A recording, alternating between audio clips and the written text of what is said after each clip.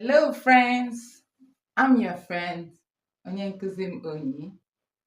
In today's lesson on Asụsụ Igbo, we are going to look at topic titled Nkeji Asụsụ. N'ihe mmụta anyị taa n'asụsụ Igbo, anyị na-aga ile isiokwu nke a kpọrọ Nkeji Asụsụ, nke a na-akpọ na Bekee parts of speech. It is interpreted in English as parts of speech. Nkeji Asụsụ. Ọ bụ isiokwu dị mkpa dịka ọ dị mkpa na asụsụ Bekee na grammar parts of speech ka o jidekwa oke mkpa na asụsụ Igbo. Ka anyị kpọọ ha n'otu n'otu, mara otu esi amata ha. Nkeji asụsụ. Ka anyị kpọpụta ha n'otu n'otu. Nkeji asụsụ n'asụsụ Igbo. Nkeji asụsụ n'asụsụ Igbo. Nke mbụ bụ mkpọaha. Mkpọaha. Mkpọaha, meaning nouns. It means in English nouns. Ọzọ bụ ngwa. Ngwa. Ngwa. Ngwa, nke pụtara verbs. Verbs. Ọzọ bụ nnọchiaha. Nnọchiaha. Nnọchiaha.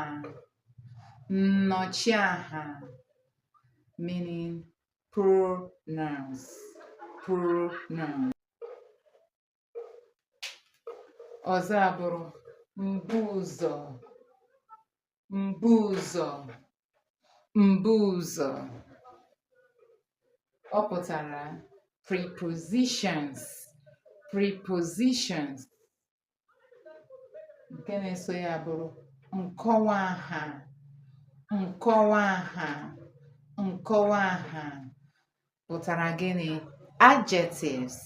Adjectives. Ọzọ abụrụ njikọ. Njikọ. Njikọ. Njikọ.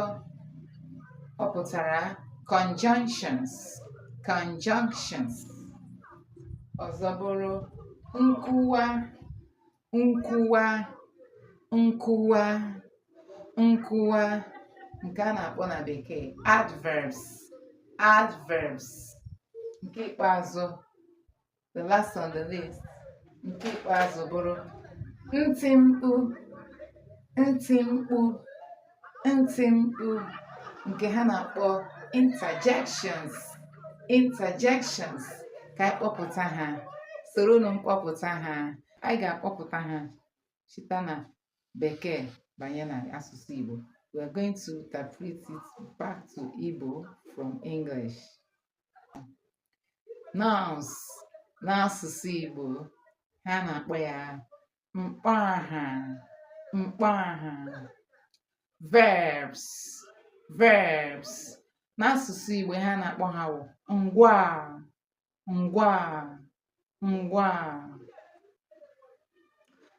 Pronouns. Pronouns. N'asụsụ Igbo, ha na-akpọ ha nnọchiaha. Nnọchiaha. Prepositions. Preposition, ha na-akpọ ha n'asụsụ Igbo mbuụzọ. Mbuụzọ. Another one is adjectives. In Igbo, ha na-akpọ ya bụ nkọwaaha. Nkọwaaha. Nkọwaaha. Then conjunctions. Conjunctions in Igbo, ha na-akpọ ya njikọ.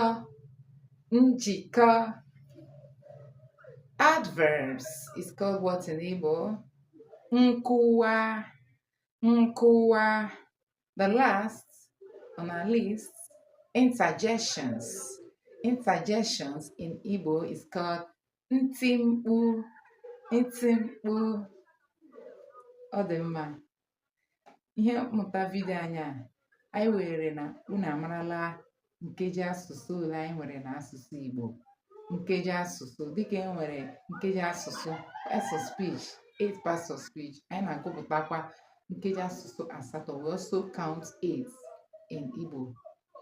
In Igbo language, or in Igbo grammar, we also have 8 parts of speech, and we have mentioned them. In our next video, we are going to be looking at them, taking them one after the other. Na video anyị ọzọ na-abịa na nkeji asụsụ, anyị na-aga ịtụpịa ha n'otu n'otu ka anyị nwee ike mara ha, hụta ha, mara ọmụmatụ ha, to be able to identify them and know how to use them in a sentence and essay. Ka ọ dịbazienụ, gịnị ka unu ga-asị unu emeela, mana unu echefukwara ịpị share buttons. Please do share as far as many you can, for this video is for everybody, for beginners. Bye.